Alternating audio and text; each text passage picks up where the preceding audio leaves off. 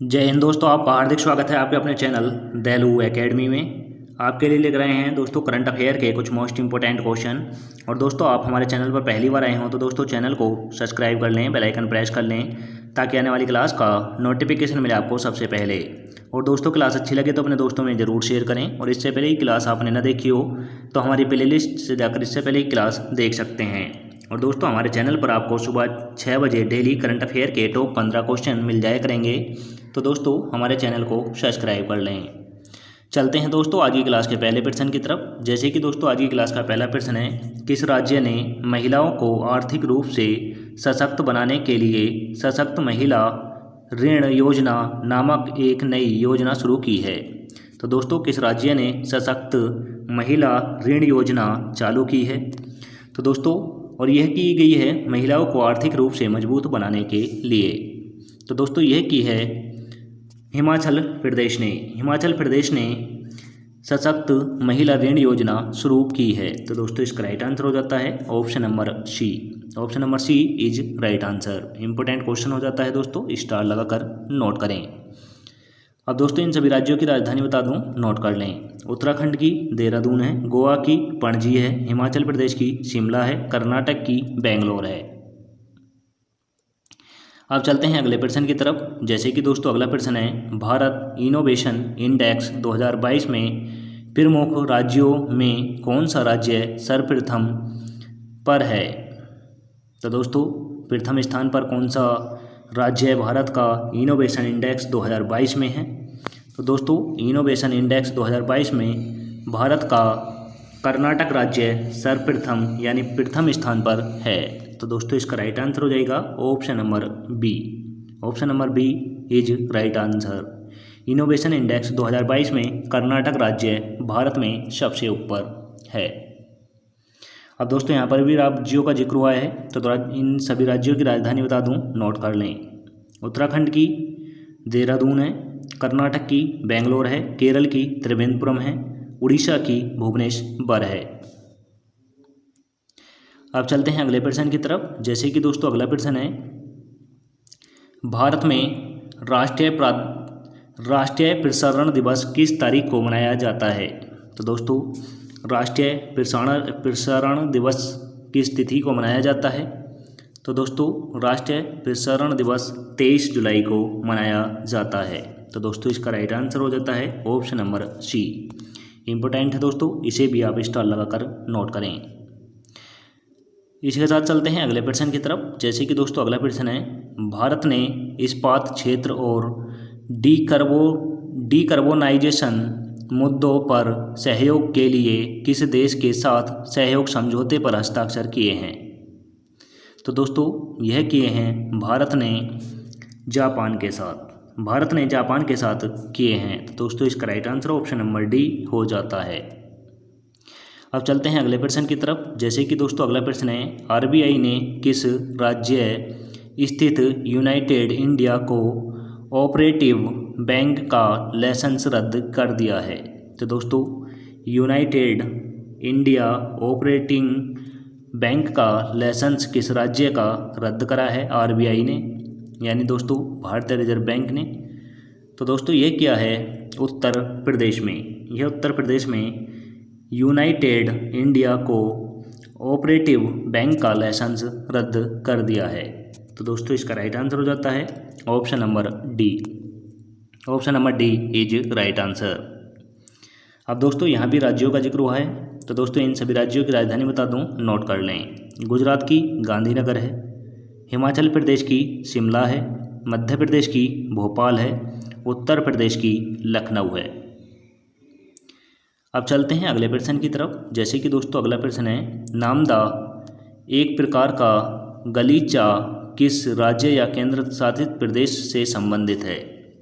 तो दोस्तों नामदा जो नाम का गलीचा है यह किस राज्य या केंद्र शासित प्रदेश से संबंधित है?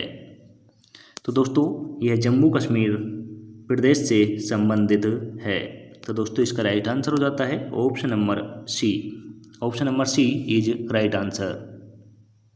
अब दोस्तों यहाँ पर भी राज्यों का जिक्र हुआ है तो इन सभी राज्यों की राजधानी बता दूं, नोट कर लें। तो दोस्तों दिल्ली की दिल्ली है, उड़ीसा की भुवनेश्वर है, जम्मू कश्मीर की श्रीनगर है और दोस्तों पांडिचेरी की भी पांडिचेरी है। अब चलते हैं अगले प्रश्न की तरफ। जैसे कि दोस्तों अगला प्रश्न है, हाल ही में किस राज्य ने न्यूनतम गारंटी आय विधेयक पारित किया है? तो दोस्तों किस राज्य ने न्यूनतम गारंटी आय विधेयक पारित किया है? तो दोस्तों यह किया है राजस्थान राज्य ने। राजस्थान राज्य ने न्यूनतम आय गारंटी विधेयक पारित किया है। तो दोस्तों इसका राइट आंसर हो जाता है option number C. Option number C is right answer. अब दोस्तों यहाँ पर भी राज्यों का जिक्र हुआ है, तो दोस्तों इन सभी राज्यों की राजधानी बता दूं, नोट कर लें। मिजोरम की आइजोल है, त्रिपुरा की अगरतला है, राजस्थान की जयपुर है, मध्य प्रदेश की भोपाल है। अब चलते हैं अगले प्रश्न की तरफ। जैसे कि दोस्तों अगला प्रश्न है, चौथी G20 रोजगार कार्य समूह की बैठक मध्य प्रदेश के किस शहर में आयोजित की गई है? तो दोस्तों चौथी G20 रोजगार कार्य समूह की बैठक जो हुई है वह मध्य प्रदेश में हुई है और दोस्तों मध्य प्रदेश के किस शहर में आयोजित की गई है? तो दोस्तों मध्य प्रदेश के इंदौर शहर में आयोजित की गई है। तो दोस्तों इसका राइट आंसर हो जाता है option number A. Option number A is right answer. और दोस्तों भारत का सबसे स्वच्छ शहर जो है वह भी इंदौर है, यह भी आप नोट कर लें। अब चलते हैं अगले प्रश्न की तरफ। जैसे कि दोस्तों अगला प्रश्न है, इप्पो इंडिया ने किस राज्य में पहली PPP मॉडल अटल टिंकरिंग लैब स्थापित की? तो दोस्तों PPP मॉडल अटल टिंकरिंग लैब स्थापित किस राज्य में की गई है? और यह दोस्तों PPO इंडिया ने की है। तो दोस्तों यह की गई है केरल राज्य में, यह केरल राज्य में की गई है। तो दोस्तों इसका राइट आंसर हो जाता है ऑप्शन नंबर सी। अब दोस्तों यहाँ पर राज्यों का जिक्र हुआ है, तो दोस्तों इन सभी राज्यों की राजधानी बता दूं, नोट कर लें। उड़ीसा की भुवनेश्वर है, सिक्किम की गंगटोक है, केरल की त्रिवेंद्रपुरम है, नागालैंड की कोहिमा है। अब चलते हैं अगले प्रश्न की तरफ। जैसे कि दोस्तों अगला प्रश्न है, FICCI सर्वेक्षण द्वारा भारत की GDP वृद्धि का अनुमान घटाकर कितने प्रतिशत किया गया? तो दोस्तों FICCI सर्वेक्षण द्वारा भारत की GDP घटाकर कितने प्रतिशत अनुमान लगाया है? तो दोस्तों यह लगाया है 7%, यह 7% लगाया है। तो दोस्तों इसका राइट आंसर हो जाता है option number A. Option number A is right answer.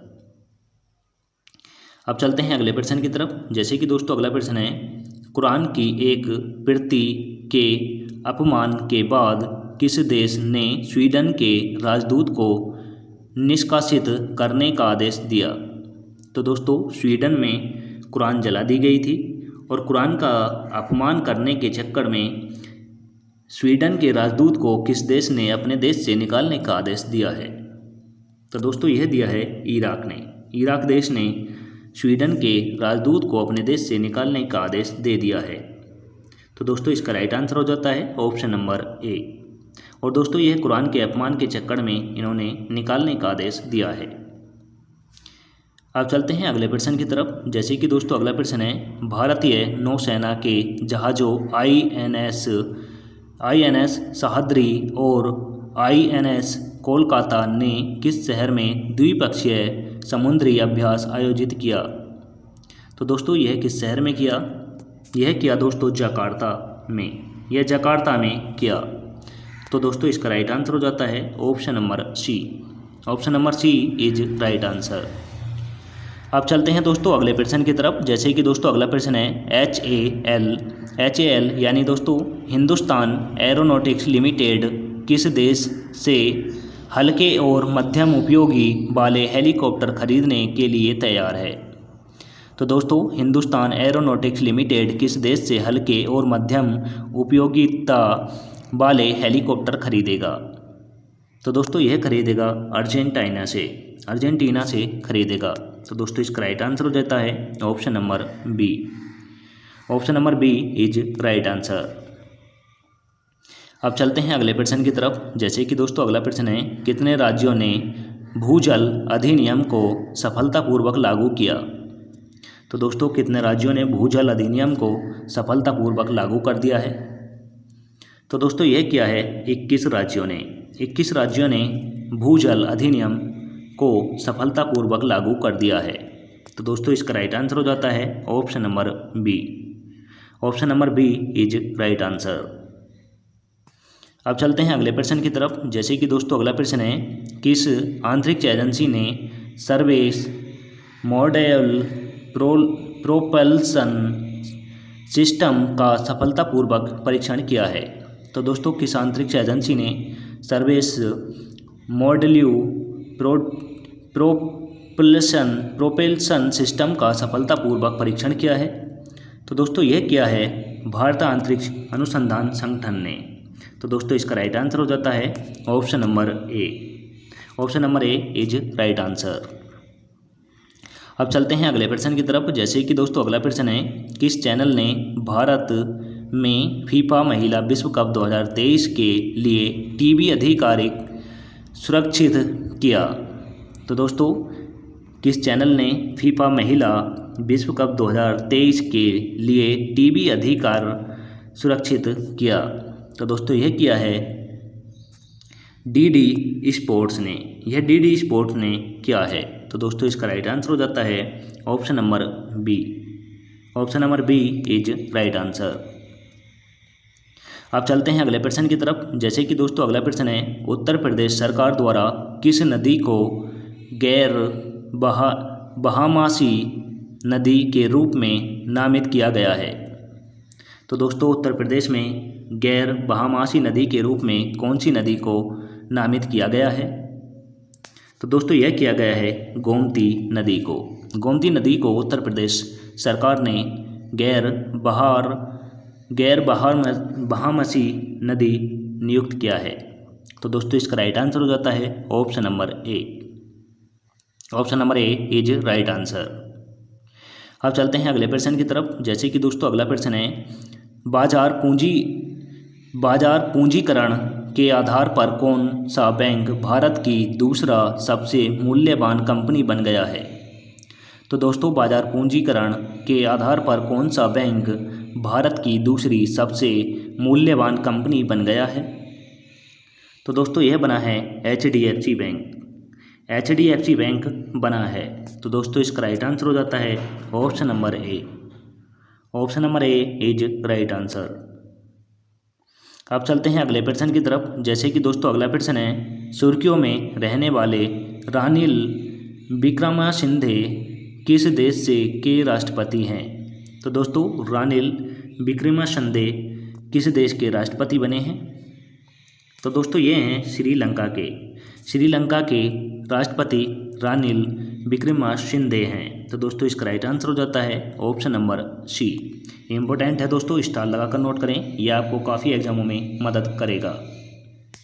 अब चलते हैं आज की क्लास के लास्ट क्वेश्चन की तरफ। जैसे कि दोस्तों आज की क्लास का लास्ट क्वेश्चन है, अग्रिम प्राधिकरण योजना किस संस्था द्वारा कार्यान्वित और प्रकाशित की जाती है?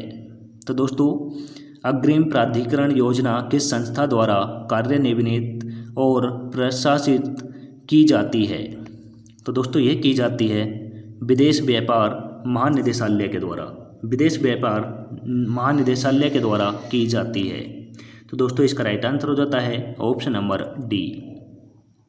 अब दोस्तों आज की क्लास इसी के साथ समाप्त होती है, पर आपके लिए हम लेकर आए हैं एक टेस्ट वाला क्वेश्चन जिसका आंसर आपको कमेंट करके देना होगा, ताकि हमें भी पता चले आप लोग कितने लोग जो दोस्तों हमारी क्लास लास्ट तक देखते हैं। तो दोस्तों क्वेश्चन है, विश्व का सबसे बड़ा कार्यालय भवन किस राज्य में स्थापित किया गया है? तो दोस्तों विश्व का सबसे बड़ा कार्यालय भवन किस राज्य में स्थापित किया गया है, यह आपको कमेंट करके बताना है। तो ऑप्शन है दोस्तों उड़ीसा, ऑप्शन नंबर बी में है गुजरात, ऑप्शन नंबर सी में है केरल, ऑप्शन नंबर डी में है बिहार।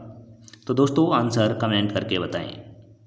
और इसी के साथ दोस्तों आज की क्लास समाप्त होती है। आपको क्लास कैसी लगी कमेंट करके ज़रूर बताएं। क्लास अच्छी लगी हो तो दोस्तों अपने दोस्तों में ज़रूर शेयर करें। चैनल पर पहली बार आए हों तो दोस्तों चैनल को सब्सक्राइब कर लें, बेल आइकन प्रेस कर लें, ताकि आने वाली क्लास का नोटिफिकेशन मिले आपको सबसे पहले। और दोस्तों हमारे टेलीग्राम चैनल का लिंक आपको डिस्क्रिप्शन में मिल जाएगा, वहाँ से जाकर आप PDF डाउनलोड कर सकते हैं।